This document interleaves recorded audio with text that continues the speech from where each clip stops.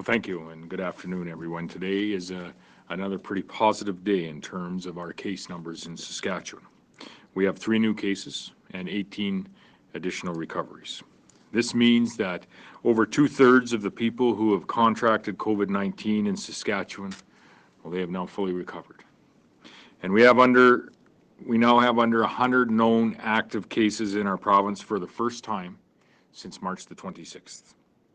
As I said on Monday, this shows what we are doing is working.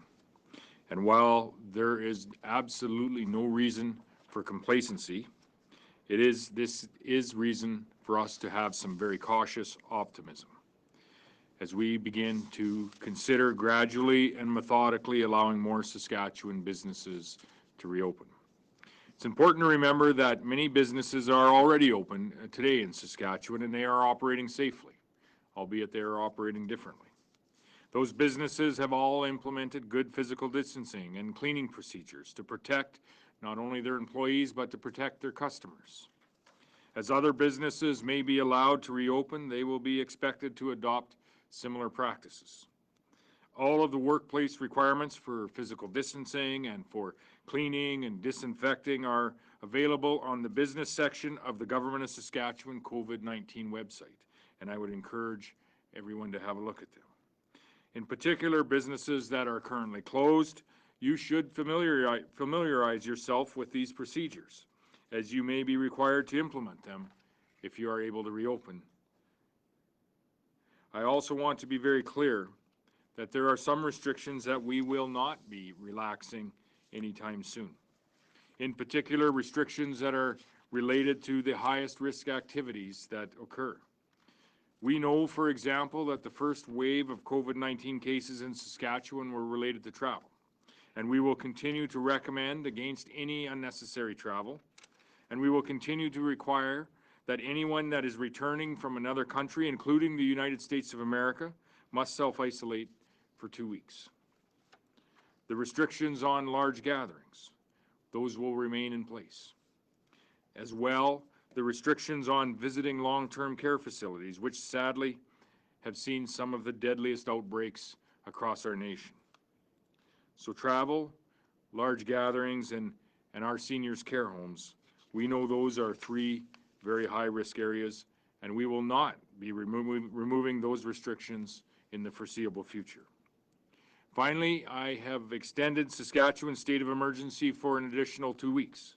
This reinforces that even as we review options for a potential phased-in approach to reopen Saskatchewan, we are still in a state of emergency, and we must not be complacent.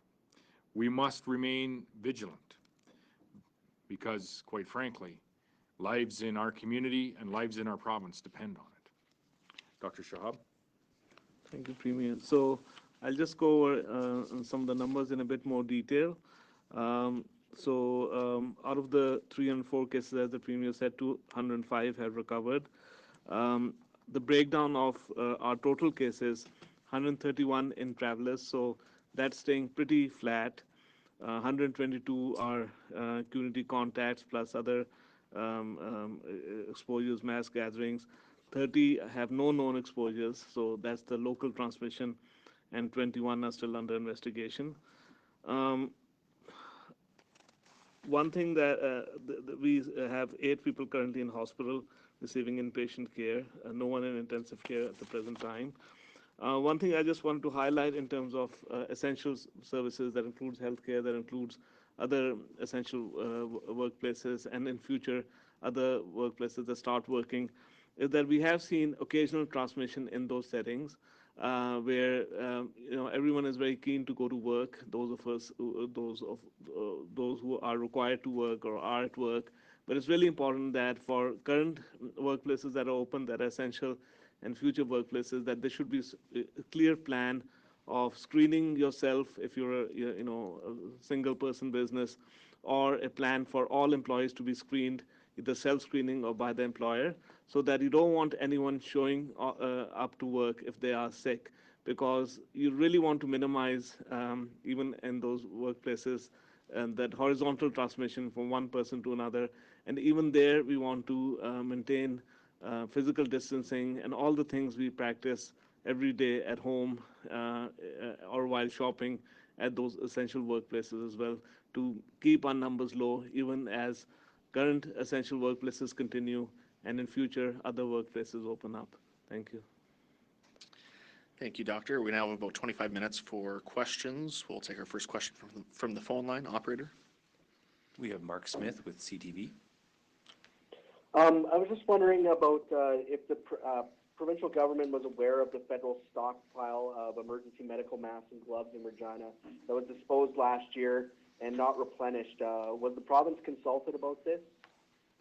Up until recently, no, the province has not been aware of the stockpile in Regina or any of the contents of what the federal government had for PPE equipment within the stockpile across the nation. So we're very fortunate, I guess, in the fact that at the current time we feel that we do have adequate personal protection equipment for our healthcare workers. I think the Saskatchewan Health Authority had indicated that we have about a 30-day supply in most every case, and even beyond that in some materials that we need for our healthcare workers. So we are fortunate that our Saskatchewan Health Authority has been very prepared, but no, we were not aware of that stockpile up until just recently. You have a follow-up, Mark? How is the province working towards getting to that goal of 1,500 tests per day? We've seen lower test numbers over the last few days, haven't hit that 1,000 mark in 4 or 5 days. How are we working to get to that 1,500? Yeah, I'll let Dr. Shahab answer to the specifics of where we are on testing and what we are looking at with respect to the actual capacity of our testing. And we have the capacity, my understanding, to go not only to 1,500 but to go beyond that. And we may need that capacity in the weeks and months ahead, and so we want to continue to ensure that we do have that capacity. We have been off the last couple of days, and my understanding is that the requests have actually been down with respect to the requests for tests or the references, referrals, if you will, for those tests. But Dr. Shahab, you may have more to add to that. Thank you. So we are monitoring, obviously, that both our testing capacity, which currently is very good, and also our testing numbers. And I think there are two sides to this, and we'll continue to analyze and report what we are seeing and how we can maintain adequate testing. So it doesn't always have to be high or low, but it should be appropriate testing. So what we saw, obviously, 4 to 6 weeks ago was a lot of travel into the country, and so there's a large volume of testing that is generated by people who are coming in. And then, of course, as we enhanced our testing guidelines, and flu season was still happening, there were obviously a lot of people with coughs, colds who were getting tested, even if they had not traveled. And we have to remember that, with the second highest testing numbers in the country per capita, our test positivity rate still is around less than 2%. It's between 1% to 2%. So what that shows is that even for people who had not traveled, there's lots of coughs and colds and fevers happening, but very few of those, thankfully, were COVID-19. And so now flu season is waning, so coughs, colds, fevers are becoming less and less common, so that could be one explanation at the present time. Obviously, we want to make sure that anyone who has a fever, cough, cold, tiredness does get tested, so we want to maintain that ability for people to get tested. We don't want the public to get complacent, even if it's, we know that for the vast majority of people, the symptoms are mild, for 80%, but we do want people to take the trouble and get tested, because that really informs our surveillance and our epidemiology and helps us to guide us into what further actions we need to take. And obviously, anyone who's inside a hospital, especially with respiratory symptoms, does get screened, and we want that to continue. Obviously, we want any coughs, colds, and within high-risk populations, for example, long-term care facilities, to get tested. So we need to sustain providing some time for those sectors to prepare for what would hopefully be an eventual opening. But this is all contingent on a number of things. We need to continue with strong numbers. We need to ask the people of this province to continue with what I would say has been very effective physical distancing in their community, in the businesses that they visit, at their workplaces. And I think we must also understand that we are not just in one fell swoop in any way going to reopen the economy. Or reopen a number of businesses. There's been a number of businesses open throughout this, and we have some very strong numbers. And our grocery stores are open. A number of our critical services are open in our communities today, albeit they're operating very differently than they were even just a month or 6 weeks ago.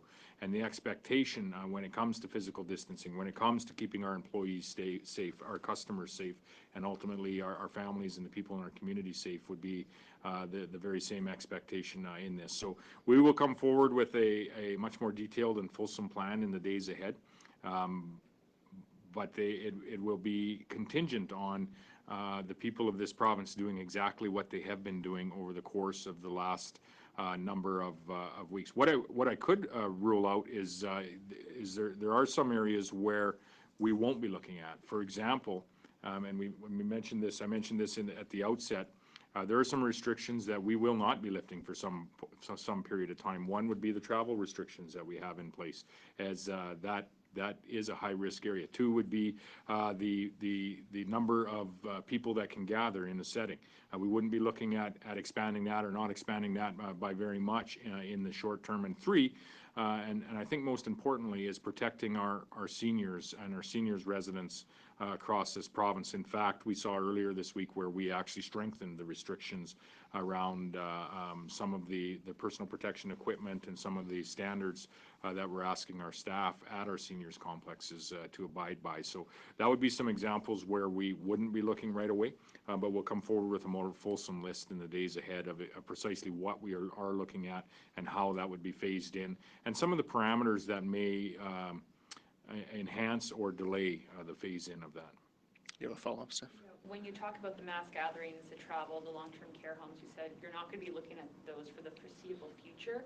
What do you mean by the foreseeable future? And can you specify, are we talking months? Like, especially around the mass gatherings, you know, we have festivals and sporting events. People are kind of hoping that they may see, Right. say, in July or August or whatnot. So what do you mean by foreseeable future? So festivals, you know, sporting events, Grey Cups, for example, that are scheduled to be in this province, and we are, you know, obviously favored, a heavy favorite in that game here with our Saskatchewan Roughriders, and I say that to have just a minor laugh in a time of, you know, very serious consequences.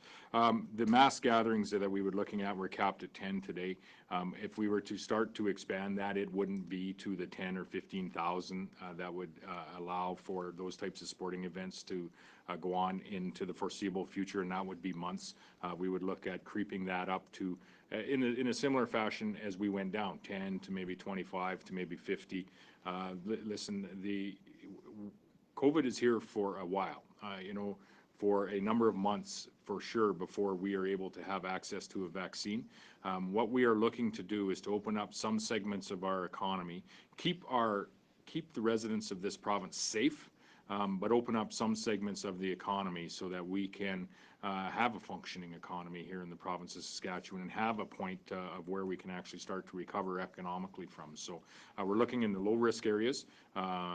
You know, large sporting events, festivals, those are not low risk, and so we're not looking at those at this point in time. Are you saying specifically for Grey Cup at this point, you don't think that's something that Regina, Saskatchewan can be hosting? No, I won't forecast months into the future. We're trying to actually look days into the future, and what we're trying to do with this phased-in plan is to provide some certainty for business for maybe some weeks into the future, maybe a couple of months.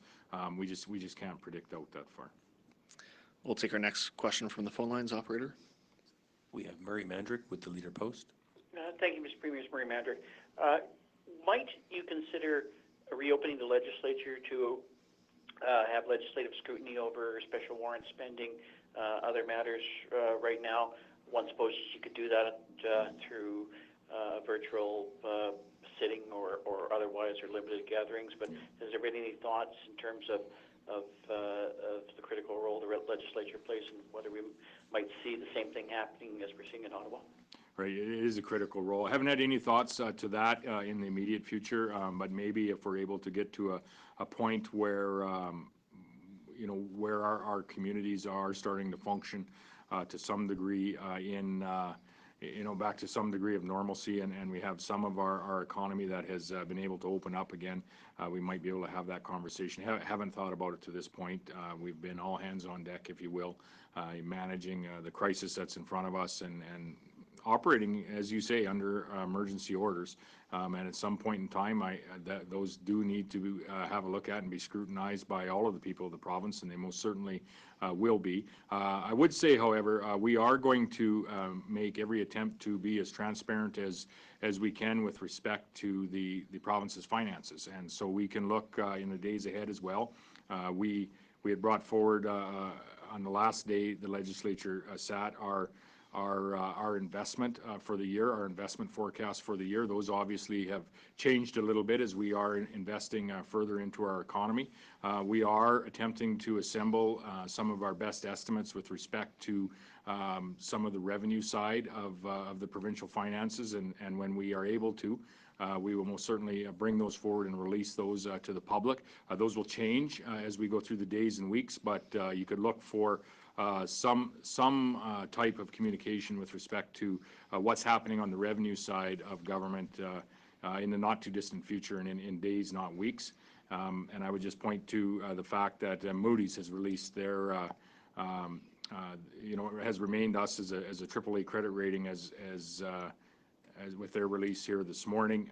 We continue to work through what is a very challenging situation, not only from a health delivery perspective, as this pandemic sweeps around the world, but across Saskatchewan. But we remain in a very solid position also from an economic perspective and well poised to deal with the challenges that we have. You have a follow-up, Murray? Yeah, is there a time frame for these major events? And I'm looking at all the things that would normally be on a Saskatchewan calendar each year. Obviously, one of them is the provincial budget to look forward to, but there's so many other things. And to Steph's question on the Grey Cup, a lot of people are wondering if they will at least know when they might be able to plan for that, or when they might be able to plan for the Big Valley Jamboree or anything else. Next week, will we see a sort of a time frame in terms of when the government will at least review some of these issues as to when it can open up and change the rules so that they can go forward with some of these events? No, we won't see that next week. We're just not at that point yet. What we are trying to do is provide some certainty for some of our businesses, some of our recreational activities, to provide some guidance out into the next number of weeks and maybe a few months with respect to what would be smaller gatherings, if you will, people that might be in businesses in Regina or other communities across the province, and to salvage what we can from an economic perspective. We have not spent a lot of time yet, because we think it's premature, quite frankly, to start thinking about when we would be able to gather in groups of 1,000, 5,000, 10,000, or maybe even 20 or 30,000 people. We most certainly aren't at that point yet today, and I would just say that we most certainly aren't even at a point where we can discuss when that time might be. I don't know if you have anything to add to that, Shahab, but that's just not something we've spent a lot of time discussing yet, because it's quite premature, to be frank.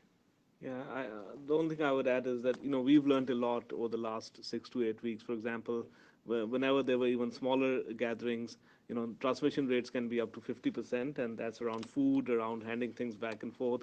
So we need to be really cautious about not just any gathering larger than 10, but actually what happens at those gatherings. And we've heard from other jurisdictions that when there's a lot of singing, for example, there's a choir group in Washington where there's a high transmission rate in that setting. So, I think that's one area where we need to be very thoughtful. And of course, who comes to those gatherings? Is it a younger demographic, older? Do they come from within Saskatchewan, within Canada, internationally? So all those considerations and what's happening in the rest of Canada and internationally will have to weigh in those decisions in the medium to long term. Those are precisely the high-risk events that we just can't consider right now. They would put all of this other work at jeopardy. We'll take our next question from the line. We have Guy Quinville with CBC. Yeah, another question on the testing front. Given that testing requests under our current criteria are down, as you said a few moments ago, and given that we have testing capacity, has any thought been given to proactively testing essential workers in order to find asymptomatic carriers? And I'll pose that to either Mo and/or Dr. Shahab? Thank you. Yeah, that's a really important question, and I think there's several ways of looking at it. First of all, for essential workers that are providing direct patient care, the threshold for testing is extremely low. So, for example, if you're a healthcare worker, even a slight cough, you get tested because the last thing you want is transmission to happen in that setting. So already the threshold is really low. If there was an outbreak in a closed setting, like a long-term care facility, then consideration may be given to testing even people who are asymptomatic, just to clarify at that point in time who is infectious, who is not, and then you can cohort people within the institutional setting. So there are some, but we have to remember that if you take any individual and follow them over a period of 12 months, if you're not exposed, the testing is of no value. It's a PCR test, and if it's negative, it doesn't tell you anything about yesterday or tomorrow. By yesterday, I mean it doesn't tell you anything about 2 weeks or more before in the past, were you exposed or not, and it doesn't tell you anything about tomorrow. I'm negative today, I may be incubating and may become positive tomorrow, or may get exposed tomorrow and become positive 14 days later. So I think we have to use, even though we have strong testing capacity, we have to use it in a very rational way to inform us about, either cases who need to isolate and their contacts who may develop even mild symptoms, and then in that case, the threshold is really low as well for testing. So that's the comment about the current PCR test. And of course, in future, if there's a serological test that's validated, and because we have to remember there's lots of interest in those testing, but we have to wait for validation, that what does it say, how reliable it is, the interpretation. And that's another area of testing which will inform us who was exposed in the past and may have some immunity. But again, that's still being worked out. What does the testing tell you? Because it's it's a viral illness. We don't test for immunity from influenza, for example, for common colds. Coronavirus is like a common cold virus. So we have to be very careful in terms of and wait to see in the science and the research in terms of what serology in the future may or may not be able to tell us. Thank you. Do you have a follow-up, Guy? Thank you. And yes, I do. Sorry, just let me get it in front of me. Timing-wise, where do you think reopening schools would fall within your Reopen Saskatchewan plan? When we closed our K-12 system and the universities, our post-secondary system had closed, I believe, even previous to that. But when we closed our K-12 system, we provided the students with their marks. We also provided them with the opportunity to continue with their studies and to continue to have access to their curriculum and to their educator through distance learning and through ensuring that the educators remained employed during this period and to provide them with the tools that they need to be able to communicate with their students. And from what I hear, that is going quite well. Not without its challenges, for sure, but is going reasonably well given the circumstances. So we have not discussed whether or not we'd be reopening schools, and I think for all intents and purposes, we would assume that we likely will not be opening schools here in the province. Just it has not been a discussion, and we are looking at ways that we can reopen sectors of our economy, the lowest risk ways possible, and we feel we have a system that, albeit not perfect, is working under the circumstances quite well, and to that I credit the teachers across this province. They're doing an excellent job, and I credit the parents that are working with their children at home through the distance learning modules. It's not a perfect situation, but I think everyone is making the very best of it, and the kids are having access not only to their marks but also to the curriculum that they deserve. We'll take our next question from the phone line. We have Lisa Schick with CJME.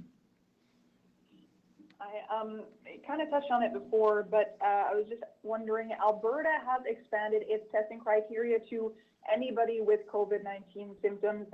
Because there seem to be fewer testing done, there's more capacity. Will Saskatchewan expand its testing criteria to that or even further, and when? So if you look at our self-assessment tool, it is now, irrespective of travel, that if you have any symptom that could suggest COVID, like cough, fever, shortness of breath, you are eligible for testing. but we are going to continue re-examining that. And again, I think we have to strike a fine balance between not over-testing where we expect to find 0 cases just for the sake of testing, but on the other hand, we absolutely want to make sure that testing is distributed geographically, which currently it is, 37 plus testing sites, and the numbers of people who are getting tested is, high throughout the province. But we also want to make sure that anyone who has symptoms, suggestive of COVID, it's easy for that person to get tested, irrespective of where they are in Saskatchewan or what their situation is. And we'll continue to monitor that. You have a follow-up, Lisa? Yes, Premier, there are some people out there who think it's too soon to even be thinking about recovery, about reopening businesses. What do you say to that? I think there's some people that think it's too late as well. This is a conversation that's happening in our communities. And to both, I would say this. There are businesses that are open today. And our results, and this is due to the very effective physical distancing measures that people in this province are practicing, what we are doing is working. Our numbers are extremely low here in the province. They're not 0, but they are extremely low. So we are not talking about kicking the economy wide open. We are not talking about going back to doing business as we did before this pandemic hit. What we are talking about is expanding the list of allowable businesses, of which there already are many in our province and our communities, expanding that list to allow other businesses to operate, ensuring that they have all of the supports that they need, and ensuring that they are following the proper and appropriate physical distancing measures, and ensuring that we can not only provide for safe communities and the safety of residents across this province, but so we can provide for the opportunity for our economy to begin to recover. We'll take our next question from the line. We have Anna McMillan with Global. Hey, I just have one question. I'm wondering how often long-term care homes are inspected in Saskatchewan just to ensure that they're abiding by those provincial rules and regulations. We can get that information. I know there's several agencies who inspect long-term care, for example, for their food preparation and other services, but we can get that detail for you. Yeah, we'll provide you with an answer for that, Jim, as soon as possible. Do you have a follow-up at all, Anna? No, thank you. Great. And we have time for a last question from the floor. Mr. Premier, is next week's plan going to say when we expect to peak in terms of our COVID-19 cases? We haven't really gotten that figure out. Yeah, no, you're right. I won't comment on when we expect to peak, and we've had the modeling here. But what I would comment on is our active cases in particular. Our number of cases per day have been decreasing, and our active cases most certainly have been decreasing, as we're now down under 100 active cases in the province. So I don't know when we will peak, if we will peak, but what I do know is what we are doing is working. And that isn't just in what's closed and what's open here in the province. It's how we are conducting ourselves, how our personal hygiene, we're washing our hands, we're using hand sanitizer. We are not shaking hands anymore. We're allowing distance between us when we visit. We see people visiting across the streets as they're out on walks all of the time. It's not uncommon now. Most certainly was 6 weeks ago. So the physical distancing measures, the restrictions that we have in place that are addressing our high-risk areas, they are working. They are working because the people of this province are adhering to those measures. And so we are trying to inch along, if you will, in allowing some additional businesses to open. But the expectations in those businesses with respect to physical distancing and taking precautions to protect employees and customers will be the very same as the businesses that are currently open today. Do you have a follow-up, Steph? I do. Why take the strategy you are with reopening some businesses? Because as we know, cases can surge very quickly. We've seen other countries have to deal with a second wave and then kind of go back into a lockdown, which I would guess can inflict another set of economic disadvantages to businesses that are already reeling from lost revenue. So why take this like touch and go approach if by opening them, you may have to close them a few weeks or months later versus, just waiting a longer period of time with the current lockdown? Right. So I don't know if anyone knows if just waiting for a longer period of time will get you to where you need to be here as well. Listen, we're planning to avoid that touch and go approach, that spike, if you will, But that's not to say that we won't have outbreaks in regional areas, and that's why any phased expansion, slow and methodical phased expansion of reopening our economy and reopening the economic engine of our province needs to be followed with a number of other things. One is a very robust testing regime. Two is, of which we have the second largest testing numbers in the nation, and the ability and the capacity to go higher.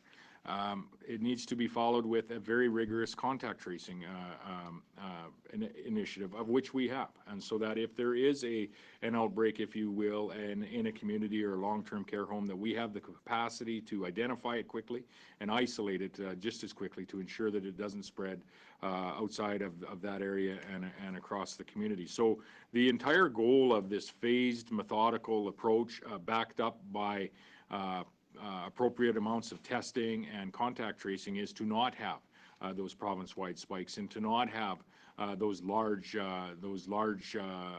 numbers that would ultimately challenge our healthcare system. And in saying that, we continue to plan on the healthcare delivery side for what would be the most challenging situation. So we feel that we are making the decisions that are in the best interests of Saskatchewan residents, no matter what should happen.